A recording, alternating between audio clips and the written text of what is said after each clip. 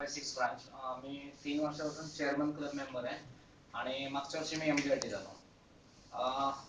जसं मगाशी इथं म्हणल्याप्रमाणे आता माझी 10 वर्षाची एजन्सी आहे, तर बऱ्याच वेळा काय होतं की अहंकार असतो आपल्याला. जसं मी तेवारी सरांना सरच म्हणतो आता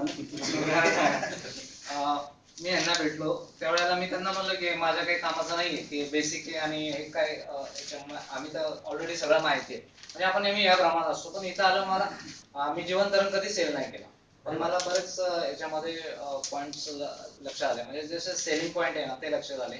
त्यानंतर मी सरळ बद्दल निगेटिव्ह होतो हे मी मान्य करतो. मी इथं आल्यानंतर पण बऱ्याच जणांना म्हणलो मी गेल्या 4 वर्षात एकही सरळ नाही केला, पण आता सरांनी एवढं ते क्लिअर करून सांगितलं तर मला असं वाटतं की खूप नुकसान झालं